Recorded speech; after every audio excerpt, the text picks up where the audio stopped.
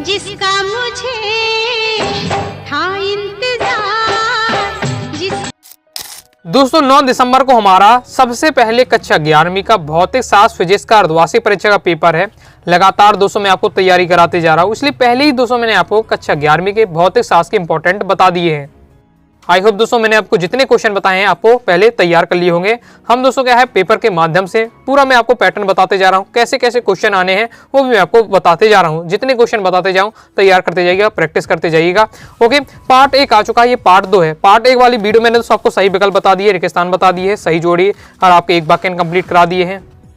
इसके साथ ही आपका दोस्तों क्या है 2 अंकी वाले महत्वपूर्ण प्रश्न बता दिए हैं। प्रश्न क्रमांक 6वां, 7वां, 8वां, 9वां, 10वां, 11वां, 12वां। प्रश्न क्रमांक 6वें से लेकर 12वीं तक आपके क्या है 2 अंकी वाले प्रश्न आते हैं, उन्हें भी मैंने आपको कंप्लीट करा दिया है। हमें अब क्या है प्रश्न क्रमांक 13वें से देखना है और 13वें से आपके क्या है प्रश्न क्रमांक 13वें से आपके 3 अंकी वाले प्रश्न स्टार्ट हो जाते हैं। ओके, कंप्लीट हम क्या है सभी क्वेश्चन का सॉल्यूशन इस वीडियो में कवर कर लेंगे। ध्यान से अंदर देखिएगा, पार्ट 1 वाली वीडियो नहीं देखिए, जाकर जो देखिएगा पिन कमेंट में आपको वीडियो की लिंक मिल जाएगी। तो क्वेश्चन नंबर दोस्तों हमारा 13वां है, क्या है विमीय विधि से समीकरण t = 2 पाई रूट L/G की शुद्धता की जांच कीजिए। अथवा में है मूल मात्रक तथा व्युत्पन्न मात्रक में अंतर लिखिए। बहुत ज्यादा महत्वपूर्ण क्वेश्चन है। विमीय विधि से शुद्धता की जांच करने के लिए हमेशा क्वेश्चन आता है, चाहे त्रैमासिक हो, अर्धवार्षिक हो और आपकी वार्षिक परीक्षा हो, हमेशा क्वेश्चन आता है। एकदम आपको तैयार करके रखना है। शुद्धता की जांच वाले आपके 2-3 क्वेश्चन है, उनको अच्छे से आपको तैयार करके रखना है। चलिए देख लेते हैं सॉल्यूशन आपका किस प्रकार से आपको रहने वाला है। सॉल्यूशन आपका केवल इतना रहने वाला है। ओके, सिंपल रहता है। इसमें आपको क्या करना पड़ता है, 2 आपके LHS होता है, RHS होता है, दोनों LHS = RHS आता है, तो हम कह सकते हैं कि हमारा क्या शुद्ध है। ओके, इस प्रकार से आपका दिया हुआ है, तो आपको तैयार कर लेना है। और हमें क्या करना है, व्युत्पन्न मात्रक में अंतर बताना है। तो ये आपका दिया हुआ है, सिंपल है कि ये परस्पर स्वतंत्र होते हैं मूल मात्रक, जबकि व्युत्पन्न मात्रक ये परस्पर स्वतंत्र नहीं होते हैं। मूल मात्रक इन्हें स्वतंत्र रूप से परिभाषित किया जा सकता है, व्युत्पन्न मात्रक इन्हें केवल मूल मात्रकों की सहायता से ही क्या है परिभाषित किया जा सकता है। मूल मात्रक में पद्धति में मूल मात्रकों की संख्या 7 होती है, इनकी फिक्स संख्या है 7, जबकि व्युत्पन्न मात्रक क्या है असीम संख्या होती है। तो ये आपका दिया हुआ है मूल मात्रक और व्युत्पन्न मात्रक में अंतर। आगे देख लेते हैं। आगे नेक्स्ट जो हमारा क्वेश्चन है, संरक्षी बल तथा असंरक्षी बल में अंतर स्पष्ट कीजिए। अथवा में शक्ति का सूत्र P = Fb स्थापित कीजिए। चलिए देख लेते हैं, इंपॉर्टेंट है आपका ये। तो दोस्तों में संरक्षी और असंरक्षी बल में अंतर बताना है। तो संरक्षी बल क्या कहलाता है, वह बल जिसके द्वारा किसी कण पर किया गया कार्य कण के पथ पर निर्भर नहीं करता, बल्कि उसकी प्रारंभिक व अंतिम स्थितियों पर निर्भर करता है, संरक्षी बल कहलाता है। उदाहरण के लिए गुरुत्वाकर्षण बल और स्थैतिक विद्युत बल। असंरक्षी बल क्या है, वह बल जिसके द्वारा किया गया कार्य कण के पथ पर निर्भर करता है, असंरक्षी बल कहलाता है, या जो बल कण के वेग पर निर्भर करता है। उदाहरण के लिए घर्षण बल, श्यान बल। इसकी शॉर्ट ले लीजिए। आगे देख लेते हैं। आगे नेक्स्ट दोस्तों आपको शक्ति का सूत्र P = Fb होता है, आपका स्थापित करना है। सिंपल है, देखिए कार्य बराबर होता है बल गुणे विस्थापन। तो कार्य को W से, बल को F से और विस्थापन को S से प्रदर्शित करते हैं। ओके, अब इसके बाद हमें क्या है दोनों पक्षों में क्या है T का भाग लगा देना है। T का भाग लगा इस प्रकार से हमारा आ जाएगा। अब W/T क्या होता है, ये हमारा शक्ति का दिया हुआ है। ओके, कार्य बटे समय क्या होता है, शक्ति होता है, तो W/T के में आपको स्थान पर रख देना P। और फिर यहाँ आपका क्या हो जाने वाला है, आपको F एज इट इज लिख देना है। S/T विस्थापन बटे समय क्या होता है, आपका वेग होता है, तो वेग लिख दीजिएगा। तो फिर इस प्रकार से हमारा निकल आता है P = Fb। ओके, कंप्लीट हो जाता है। आगे देख लेते हैं। आगे दोस्तों हमारा नेक्स्ट क्वेश्चन आ जाता है प्रश्न क्रमांक 15वां, कोणीय संवेग संरक्षण का नियम लिखिए एवं इसे सिद्ध कीजिए। इसे देख लेते हैं। आगे अथवा में हमसे क्वेश्चन पूछे जा रहा है, बलयुग्म किसे कहते हैं। बलयुग्म के आघूर्ण का सूत्र स्थापित कर दैनिक जीवन में बलयुग्म के 2 उदाहरण दीजिए। बहुत ज्यादा इंपॉर्टेंट है 3 अंकी महत्वपूर्ण प्रश्न में। दोस्तों आपका सॉल्यूशन आपका ये दिया हुआ, कोणीय संवेग संरक्षण का नियम पहले आपको लिखना है, फिर उसे आपको सिद्ध करके दिखाना, उसकी उत्पत्ति भी करना है। तो ये आपका दिया हुआ है। इस नियम अनुसार यदि किसी कण पर लगने वाला वह बल आघूर्ण शून्य होता है तो कण का कोणीय संवेग नियत रहता है। इसे कोणीय संवेग संरक्षण का नियम कहते हैं। 2 नंबर में कई बार इतना बस पूछ लिया जाता है, 1 नंबर में। ओके, तो पहले तो आपको कोणीय संवेग संरक्षण का नियम तैयार करके रखना है। उत्पत्ति क्या रहने वाली, तो इस प्रकार से करना है, बस केवल इतना है आपका। ओके, इतना आपका दिया हुआ है, यही क्या है आपका कोणीय संवेग संरक्षण का नियम है। कंप्लीट हो जाता है। आगे देख लेते हैं। सॉल्यूशन दोस्तों आपका ये रहने वाला, बलयुग्म किसे कहते हैं, जब किसी दृढ़ पिंड पर 2 बराबर किंतु विपरीत तथा समांतर बल इस प्रकार कार्य करते हैं कि उनकी क्रिया रेखाएं भिन्न हो, तो बलों के ऐसे जोड़े को बलयुग्म कहते हैं। इसके आगे दोस्तों आपका सॉल्यूशन इस प्रकार से रहने वाला है। ओके, तो आपको तैयार कर लेना है और उदाहरण भी आप देख सकते हैं। 2 उदाहरण बताना है। तो पहला है आपका शीशा, दूसरा है पेचकस को घुमाना। ओके, या जो हमारी बोतल के ढक्कन होता है उसे भी हम खोलते हैं, तो भी उसमें क्या है बलयुग्म उसमें कार्य करता है। तो ये आपका दिया हुआ है, अच्छे से आपको तैयार कर लेना। आगे देख लेते हैं। आगे नेक्स्ट हमारा प्रश्न क्रमांक 16 है, बर्नौली का सिद्धांत लिखिए एवं स्पष्ट कीजिए। अथवा क्वेश्चन है, स्टोक का नियम लिखिए, सीमांत वेग क्या है। तो दोस्तों आपका ये दिया हुआ है बर्नौली का प्रमेय, तैयारी से आपको कर लेना है। बर्नौली की अब इसमें जो थ्योरी लिखी है तो आप समझने के लिए आपको दिया हुआ है। जब आप लिखेंगे पेपर में तो आपका इतना लिखेंगे तो लॉन्ग हो जाएगा, तो आप थ्योरी को कम कर सकते हो। ओके, बाकी मेन इसकी जो उत्पत्ति रहने वाली इस प्रकार से आपका रहने वाला है। ओके, सिद्ध किस प्रकार से करना है ये आपका दिया हुआ है, तो इससे तो आप इसे स्किप नहीं कर सकते, तो थ्योरी को आप क्या है कम थोड़ा कर सकते हो। ओके, इसके आगे आपका ये दिया हुआ स्क्रीनशॉट आप ले लीजिए, और इसके आगे आपका ये रहने वाला है, और ये आपका बर्नौली का प्रमेय है। इसके बाद दोस्तों में क्या है, स्टोक का नियम हमसे पूछे जा रहा है। स्टोक्स का नियम आपको तैयार करके रखना है। जब कोई गोला किसी श्यान माध्यम में एक नियत वेग से गति करता है तो गोले पर उसकी गति की दिशा के विपरीत श्यान बल लगता है, जो गोले की त्रिज्या, गोले की चाल तथा माध्यम की श्यानता पर निर्भर करता है। ये आपका है स्टोक्स का नियम। इसी के साथ ही आपको सीमांत वेग पूछा जा रहा है, तो अनंत विस्तार के श्यान द्रव में ऊर्ध्वाधर गिर रही गोलाकार वस्तु के नियत वेग को हम क्या कहते हैं, सीमांत या अंत वेग भी कहते हैं। ये आपका दिया हुआ। अब अगर सिद्ध करने के लिए आ जाता है सूत्र स्थापना के लिए, तो आप इसे भी देख लीजिएगा, ये भी आपका दिया हुआ है। ओके, तैयारी से भी कर लेना है। आगे देख लेते हैं।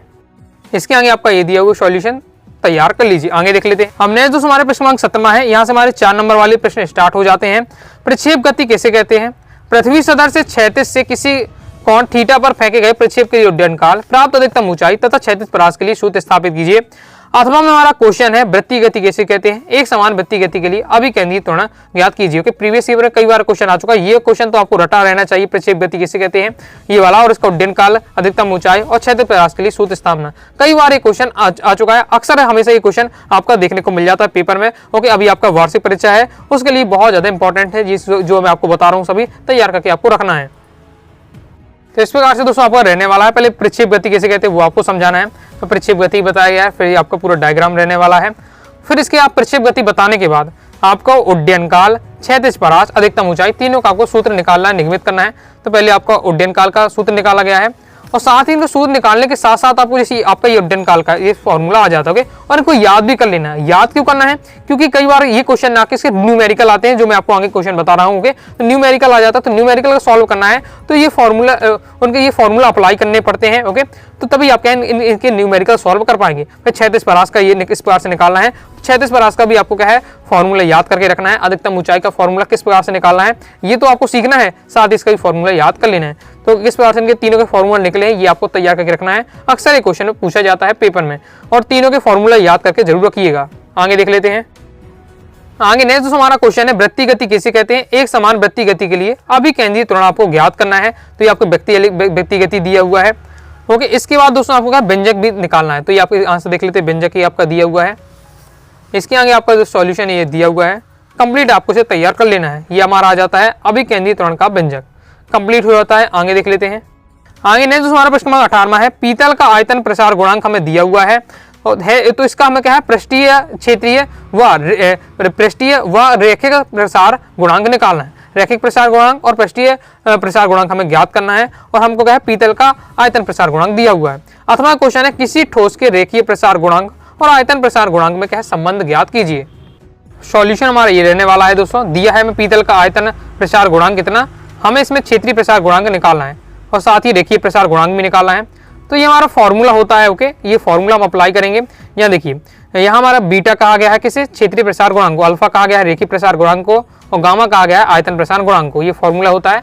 फॉर्मूला वैल्यू पुट की, तो सबसे पहले हमारा यहाँ क्या निकल के आ जाता है, क्षेत्रीय प्रसार गुणांक निकल के आ जाता है। तो फॉर्मूला आपको याद कर लेना अगर याद नहीं है।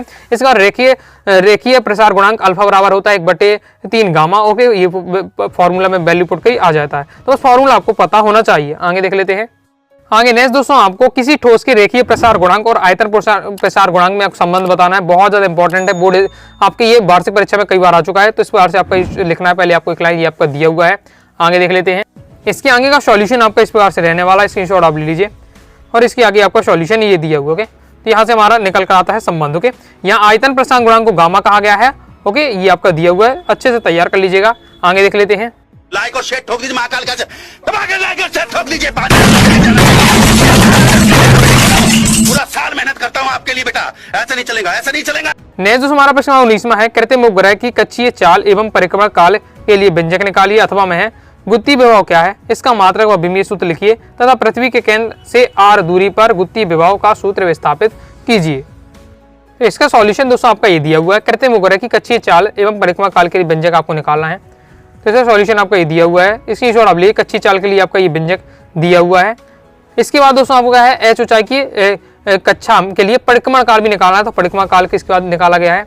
इसके आगे दोस्तों आपका सॉल्यूशन आपका ये दिया हुआ है, स्क्रीनशॉट ले लीजिए और ये हमारा कंप्लीट हो जाता है। आगे देख लेते हैं।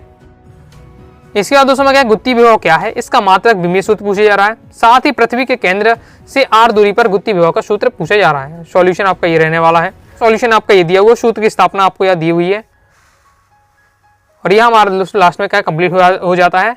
आगे देख लेते हैं। आगे बढ़ने से मैं दोस्तों बताना चाहूंगा, अगर दोस्तों आप क्या है कक्षा 11वीं के फिजिक्स सब्जेक्ट की प्रॉपर तैयारी करना चाहते हैं, ऑल चैप्टर पीडीएफ नोट्स लेना चाहते हैं हैंड रिटन, साथ ही all chapter important question answer, all chapter objective question answer, previous year paper, model paper चाहते हैं, अभी आपका अर्धवार्षिक परीक्षा, इसके बाद वार्षिक परीक्षा है, प्रॉपर तैयारी करना चाहते हैं फिजिक्स सब्जेक्ट के, तो क्लास 11 फिजिक्स के कोर्स को ज्वाइन कर सकते हैं। दोस्तों कोर्स को दोस्तों आपको ज्वाइन करने के लिए 90 39 53 40 79 इस दिए व्हाट्सएप नंबर पर मैसेज करके कोर्स के बारे में जानकारी ले सकते हैं और कोर्स को ज्वाइन कर सकते हैं। आगे देख लेते हैं। आगे दोस्तों हमारा लास्ट क्वेश्चन रहने वाला है, सिद्ध कीजिए कि प्रक्षेप का पथ परिवलयाकार होता है। बहुत ज्यादा महत्वपूर्ण है। ओके, अथवा में एक और आपका सवाल है, इसे हम भी देख लेंगे। तो प्रक्षेप का पथ दोस्तों परिवलयाकार होता है। इसका सॉल्यूशन आपका ये दिया हुआ है। ओके, यहाँ से आपका दिया हुआ है परिवलयाकार का समीकरण, अतः प्रक्षेप का पथ क्या होता है, परिवलयाकार होता है और ये आपका डायग्राम रहने वाला है। इसी शॉर्ट आप ले लीजिए। आगे देख लेते हैं। इसके बाद दोस्तों हमारा अथवा में एक सवाल है, क्रिकेट का कोई खिलाड़ी किसी गेंद को 100 मीटर की अधिकतम क्षैतिज दूरी पर तक फेंक सकता है, वह खिलाड़ी उसी गेंद को जमीन से ऊपर कितनी ऊंचाई तक फेंक सकता है। बिल्कुल सिंपल क्वेश्चन रहने वाला है। उसमें आपको क्या अधिकतम ऊंचाई, देखिए कितनी ऊंचाई तक फेंक सकता है, यानी अधिकतम ऊंचाई आपको ज्ञात करनी है। तो अगर आपने अधिकतम ऊंचाई का फॉर्मूला याद होगा, अभी मैं आपको पहले बता चुका हूं कि परिचय में आपको उड्डयन काल का, अधिकतम ऊंचाई का, क्षैतिज परास का, तीनों का फॉर्मूला याद होना चाहिए। फॉर्मूला याद होगा तो न्यूमेरिकल प्रकार से आपके सवाल आते हैं, आपसे तुरंत बन जाएंगे। तो यहाँ आपको अधिकतम ऊंचाई का फॉर्मूला लगाएंगे, आपका आंसर आ जाएगा। तो आप देख सकते हैं अधिकतम क्षैतिज दूरी का आपका ये दिया हुआ फॉर्मूला, अधिकतम ऊंचाई का यहाँ फॉर्मूला आपका लगाया गया है। अधिकतम ऊंचाई का जैसे फॉर्मूला लगाया गया है, इसके बाद दोस्तों क्या है, उसकी वैल्यू रखी गई है और आपका आंसर आ जाता है। तो इस प्रकार से आपको सॉल्व करना है। इस प्रकार से दोस्तों मैंने आपको कंप्लीट फिजिक्स के आपके पेपर का क्या है कंप्लीट सॉल्यूशन बता दिया, समझा दिया है। इससे पहले भी जो इंपॉर्टेंट क्वेश्चन फिजिक्स से बताए उन्हें तैयार कर लीजिएगा। जो पहले इंपॉर्टेंट क्वेश्चन बताए उन्हें तैयार कर लेते, जो अभी बता रहा हूँ तैयार कर लेते हैं। तो गारंटी के साथ दोस्तों आप क्या है 11वीं फिजिक्स के पेपर में आप क्या है तबाही मचा देंगे। ओके, तो सभी आप जो कितने क्वेश्चन बताए तैयार कर लीजिएगा। तो आई होप आपको वीडियो पसंद आएगी। वीडियो पसंद आए वीडियो लाइक करके सब्सक्राइब जरूर कर दीजिएगा। साथ ही दोस्तों टेलीग्राम चैनल और व्हाट्सएप चैनल को ज्वाइन कर लीजिएगा। मिलते हैं नेक्स्ट वीडियो में, तब तक के लिए बाय बाय।